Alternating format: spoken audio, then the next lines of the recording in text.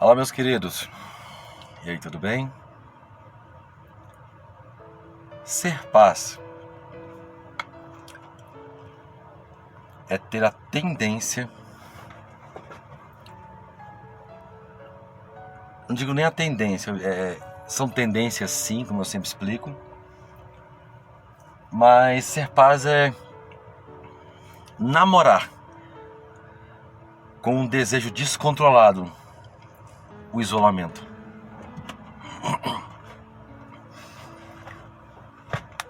Porque nós precisamos nos isolar para recarregar, certo? E o que nos leva a esse isolamento? Excesso de informação, a saturação do ambiente, assim como dor psicológica, emocional, enfim, nos leva ao momento de isolamento. E o que acontece se a nossa vida se torna uma dor que não some? Uma dor causada por pessoas, justamente pela interação com pessoas. A tendência é uma necessidade maior de isolamento pela incansável situação incômoda. Eu vou tender cada vez mais ao isolamento. Eu lembro, certa vez eu trabalhei em uma empresa que eu fiquei alguns anos, e eu entrei, e você sabe como você é no trabalho, e eu entrei com toda a dedicação, porque nós somos assim, responsáveis, dedicados, perseverantes, persistentes, insistentes. Muitas vezes nós cumprimos a palavra, mesmo quando não tem mais o sentido de cumprir, só porque damos a palavra.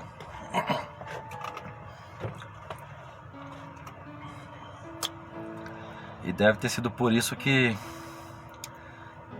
Jesus ele fala assim, sim, não, não, né? E o que passa disso é do maligno, porque pra gente tem sentido isso. Essa coisa além do sim, ela nos mata. É uma coisa muito estranha. Além do não também. Mas enfim. Então, e eu entrei em um cargo de chefia e vi muita coisa desorganizada. E comecei a reorganizar, só que eu comecei a ter problemas com as pessoas. Porque a cultura da empresa era de desorganização. A cultura da empresa era de enrolação. É interessante, é estranho isso, é interessante e era estranho. E eu passei vários anos lutando contra aquilo. Então eu tive problemas com várias pessoas, inclusive com os diretores. Porque eu levava para eles informações de funcionários corruptos, de funcionários que denegriam não só a imagem da empresa, mas deles também. Eu na minha posição de chefe, né?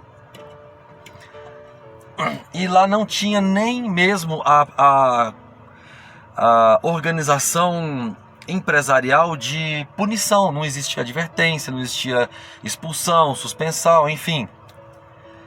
Até para demitir era uma via sacra, de tão difícil que era. E eu comecei a incomodar. E eu incomodava todo mundo, incomodava tanto a parte baixa como a parte alta. E eu comecei a virar um problema. E foi um momento de muito estresse, de muita dor, de muitas doenças mentais, emocionais, físicas. Eu lembro que eu cheguei a um ponto várias vezes eu cheguei ao ponto de quase ter colapsos emocionais, nervosos. Porque além das pessoas não trabalharem, não quererem trabalhar, eu ainda era culpado pelos patrões, pelos chefes, das pessoas estarem agindo daquele jeito. Ou seja, eu era errado de todo jeito. E aquilo foi me matando, porque começou a se tornar uma dor constante. Foi me matando, foi me anulando. E chegou ao ponto de que eu era uma pessoa extremamente desejável por festa de aniversário.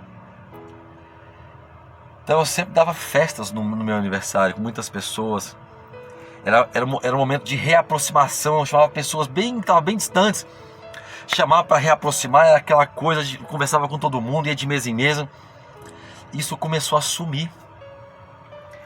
Cada vez menos eu fui gostando menos de festa. Eu fui me isolando, ao ponto de que eu cheguei em uma situação de que no meu aniversário eu não queria nem um bolo. Eu queria ficar sozinho.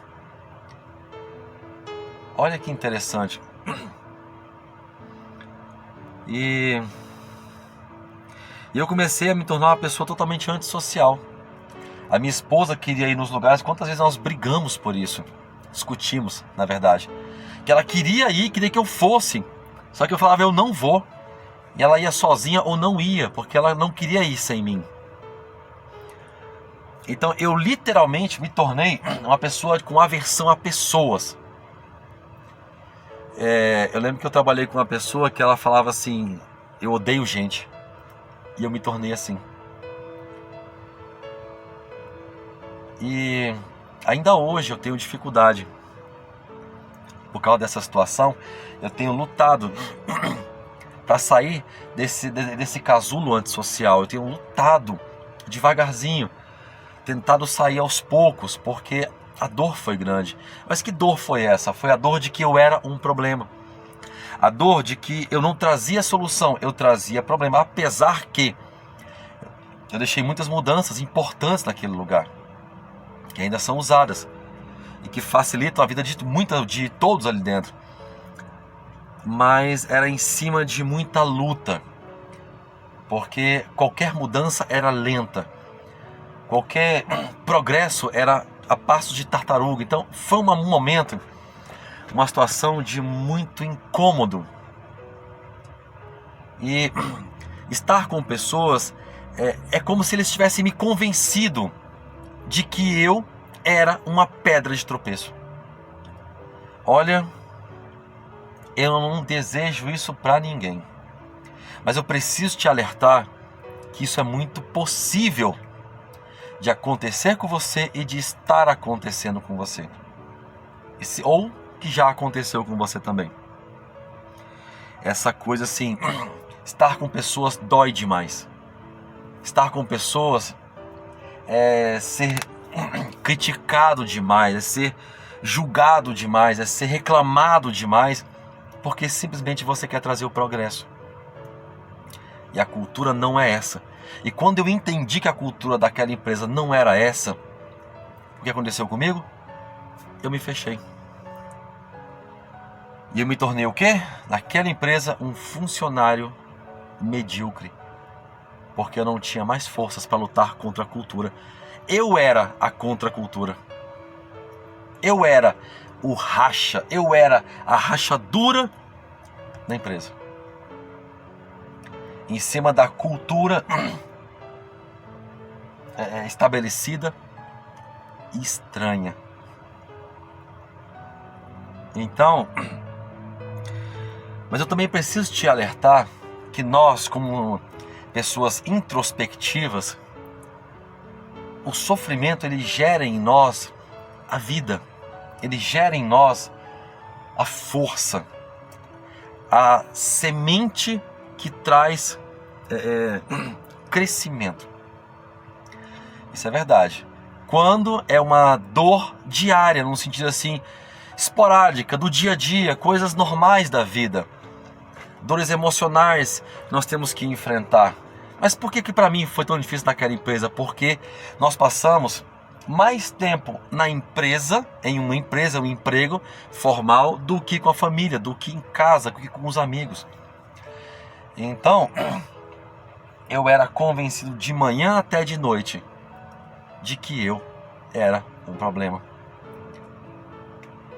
Então, mas quando é uma coisa esporádica, quando é uma coisa do dia a dia, problemas do dia a dia, não dessa forma, nós crescemos como coelhos, como roedores. Sabe o rato que é uma praga? Nós nos tornamos uma praga boa, porque nós explodimos para todos os lados vida em abundância, por causa desse crescimento que acontece em nós.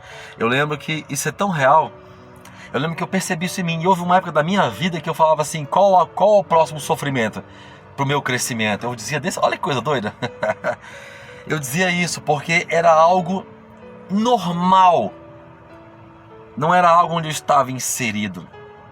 Era normal, era o meu dia a dia. E eu crescia muito. Aí você pode perguntar assim, mas por que você não saiu? Aí eu te explico, porque eu fui tão convencido. Minha autoimagem, minha autoestima foi tão destruída para mim. Eu fui tão desconstruído como profissional, como pessoa, que eu tinha medo de sair. Porque eu sabia que se eu saísse, eu não conseguiria arrumar nada, porque eu estava quebrado aqui dentro e aqui. Então eu precisava ficar lá, preso na minha mediocridade e me tratando. Entendam, ninguém vai te ajudar. Eu já falei isso várias vezes, ninguém vai te ajudar. Ninguém tem capacidade para te ajudar. Então eu quero que você entenda. O seu sair do buraco vai vir de você mesmo com as suas próprias forças. Não vai ser com a ajuda de ninguém, a não ser de Deus. O meu apoio foi Jesus. Mas eu preciso te dizer, não espere apoio de ninguém. E não espere apoio nem de outros pais. Sabe por quê? Porque... Não, isso é um outro vídeo. Tá bom? Pensa nisso. Pensa nisso. Isso é muito importante. Grande abraço. Que o Senhor te abençoe. E até a próxima.